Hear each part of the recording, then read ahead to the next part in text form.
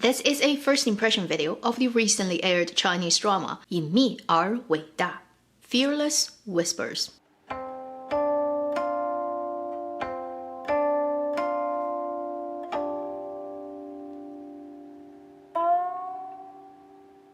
Hi, you're watching Avenue X, where junkie and good storytelling shares their thoughts, knowledge, and occasional weird ideas on stories and how they're told. 隐秘而伟大 Fearless Whispers is a 51-episode drama that airs on both web and satellite TV. This drama stars Li Yifeng, Jin Chen, Wang Longzheng, Niu Junfeng. Let me first tell you what this drama is about, and then I'm gonna give you my rating. This is an original script drama, so it's not based on any existing material. The story takes place in the late 1940s in the city Shanghai in China. And as soon as you hear this, if you are well-versed in Chinese drama, then you know it is talking about espionage. This drama was actually filmed in 2018, and it took them 6 months to film the whole thing. It's been over 2 years since this production wrapped. We can imagine a lot of post-production, a lot of censorship, a lot of adjusting of scheduling happened, but finally it's here. Based on the first 24 episodes at this point, which is already about halfway through the drama that I've watched, I'll give it a 1 gold mine rating on my 7-level scale. If the second half of this drama doesn't drop the ball and actually continues impressing me with its good points that I've seen in the first half, then conceivably I can raise it up to 2 gold mine at the end of it. Let me first talk about the things that I like about this drama. The first thing being, I really like its style. I don't say this very often about dramas these days because you kind of expect a standard level of production quality for most of the Chinese dramas, but this drama came out and I was surprised. Once I've seen it and I think back on the poster style they've decided to go for, I kind of see a very consistent, intentional aesthetics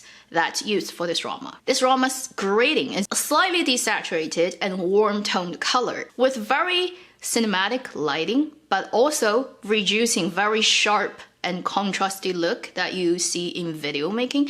So it gives you a sort of cinematic style. Not so much because it still keeps the 16:9 ratio of a drama. It does evoke a very strong nostalgia of that particular period. We've seen a lot of stories set in Republic of China time that's about the espionage game between the different political parties at the time. It's a very common subject in today's Chinese dramaland, but this is the only drama that takes that particular aesthetic look. I can't think of another drama that looks in any way similar to the color grading, to the texture this drama has. And this also goes into certain cutaways, certain setups. They will leave space for a particular cutaway shot of an alleyway as if it's capturing a moment of life that doesn't have any really plot happening, but gives you really comfortable visual and also atmospherical feeling. If you've watched this drama, you probably have noticed there's this cute puppy that has almost a mirroring quality to the main character who would show up at different times, under different weather, doing different things in the alleyway. It is a very cute and very common way of telling stories in the cinematic world, but you hardly ever see that being done in dramas, particularly espionage drama during Republic of China time. You never really see that. I don't remember any of other drama doing that, but for this drama, it has a lot of those little things put in here and there. You can almost feel that the creative team behind this has a level of romanticism of visual storytelling that they don't just want to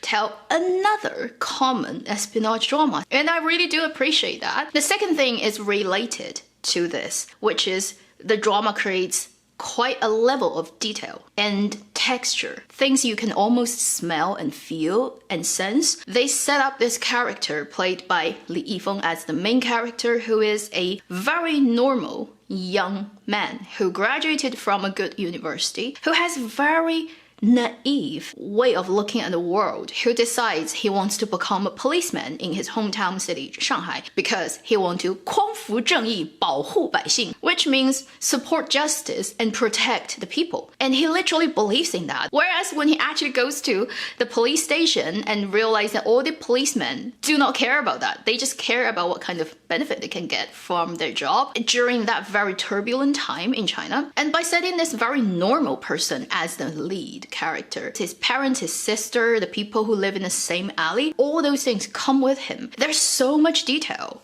so tangible in this drama that really make you believe this person could have existed at the time. This is very unusual, like I said earlier, for this genre of drama. You often see in the espionage type of drama, everything is focused on the main plot. People trying to sneak under other people's detection, all that stuff. Hardly any attention is given to whether the character that you set up is breathing, is like a real person. This drama really makes everybody so grounded. Like in the beginning couple of episodes, you see Li Yifeng's character who is going to the police station for the first time working, and their family get him a good pair of shoes. And for the first 3-4 episodes, there's a lot of things that happened that's linked to his pairs of shoes and how he deals with it, how he protects it, what he does with it. And it's just such a level of beautiful detail. It really reflects the type of character he is and the reality, the life details that he lives in. This also applies to another main lead character played by Wang Longzheng, one of the two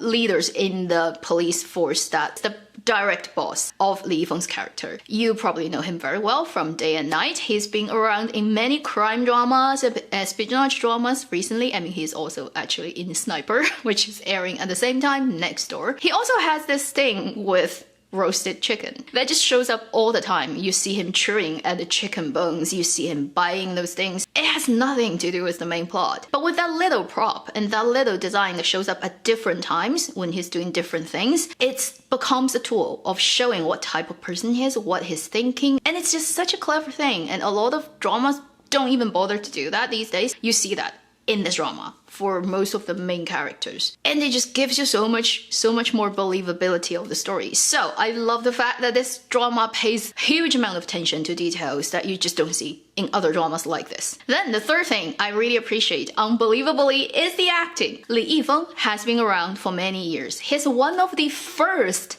Ding Liu top traffic actor that we've had in recent years. His acting has always been argued about, let's say, on China's internet. Basically saying whether he's actually qualified to be a proper actor and the kind of exposure and popularity and all the good stuff that comes with that, whether he deserves it. And this drama was actually done 2 years ago. I'm not sure if it's due to how good the director is or if it's due to him being in the industry for long enough, starting to get better at doing what he does. His acting in this drama is definitely not making you jumping out of the story. He sells this naive guy, but also actually quite clever. It's not such an easy character to play because you can make him look too stupid because of his naivety. But honestly, he's a quite clever guy, otherwise he wouldn't be the top student of a really good university graduating. So he's actually intelligent, but at the same time, because so kind and naive, that he gets bullied, and at the early stage of the drama kind of always gets beaten down by other people, and he plays it really well. I totally didn't expect I would actually say good things about Li Yifeng's acting because I still remember how blah he was in Sparrow. But in this drama, Fearless Whispers, I can totally see him as a leading man, and he doesn't fall like when he is in comparison to Wang Longzheng, for example, or Niu Junfeng. Wang Longzheng, I guess he doesn't need introducing. He's really good and he's been around for quite a long time. He didn't get popular until Day and Night, which is only a couple of years ago, but now everybody knows who he is. Niu Junfeng, also the winner of last year's 演员请就位, a pretty capable young actor. Jin Chen, she's actually also been around for quite a long time, and her character is so far okay. Like, I am not a huge fan of her character. I think the female roles in this drama compared to the male roles are not so well written, but that's mostly to do with the script. So I'm really happy with the cast, with the acting, and I'm also happy about the plot from episode 15 to 22. That chunk was a ride. I loved it. It reminded me of watching Nirvana in Fire 1, when you can think of that drama as being broken down into different sections of a particular case, each case, Mei Changsu is the puppeteering behind it, gradually leading to the final big thing. So all of those cases, each usually runs short ones, 3 to 4 episodes, longer ones, even 7 to 8 episodes. Once you go into that case, then every link is linked together, and it's one twist after another twist after another twist, getting to the climax of solving that case. Feels good. 15 to 22 is the first big one that heavily reminds me of some of the cases in Nirvana and Fire. It's so tightly linked, so exciting to watch, you literally cannot stop. That will lead me to talk about the one big problem I see with this drama, which is it is so slow burn. in the beginning. I mean, when I think about last year when I watched The Untamed, I literally didn't get hooked until episode 12 and 13 when they ended up in the cave. This drama for me to 100% get as a spy drama, what is the really juicy part of it? It's not until episode 15. It's not like the first 14 episodes, none of the espionage stuff happened, but they happened very sparsely and very short and very small, and it's all trying to build up characters, build up the ensemble, because there are a lot of people involved in this story, so they're trying to build each character up, making you realize the good guys, the bad guys, what their strong suits each are, what are their weaknesses, what type of people they are, but nothing really significant happened plot-wise. So if you are really impatient, you could have dropped out of this drama at any point of the first 14 episodes. No hooks, no hooks, no hooks, and you drop out. It's a pity because I almost dropped out. A good reviewer friend, I can tell you who she is. She's the 新加坡小笔尖, right? Singapore little pen nip. If you're Chinese speaking, you probably know her because her channels are all in Chinese. And she was like, watch it. Because once they go to that place, it becomes exciting. I'm like, I'm at episode 10. I can't continue. Nothing exciting is happening. And she's like, no, just stick with it. I'm like, okay, I'll stick. Once it got to episode 15, I'm like, I see what she means. It starts to get really exciting. So currently I'm at 24 at the moment I'm making this video. So when the video goes out, it will be into the 30s. I pray so much for the next half of the drama. It will be a jam-packed espionage stories, tight pacing, a lot of exciting twists. And if they can do that, if they can create a couple more cases like they've done from 15 to 22, this drama can potentially be the best espionage drama of 2020 from Chinese dramaland. I'm also a little bit worried about his character. He's gonna die. Like he's so heading towards that, and I'm like, I don't want that. He's pretty much like a hedgehog now with all the flags on him. Let's see at the end of the drama whether I've predicted that. Hopefully not. So at the end of this first impression, I would say this is actually a quite unusual surprise for me, a pleasure unexpected, and I'm happy and I'm really thankful to my friend, reviewer friend, and also thankful to myself to be able to sit through the first 14 and not give it up. 2020 in Chinese dramaland is pretty much like there are little sparks here and there, but nothing, like hugely successful and take away all the attention.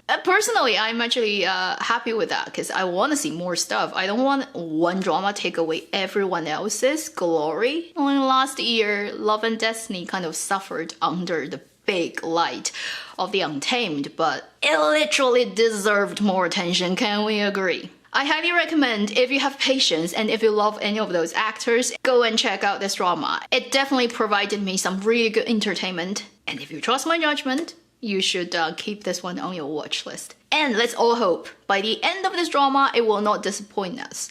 Thank you for watching Avenue X. I'll see you in my next video. Meanwhile, live long and happy drama watching.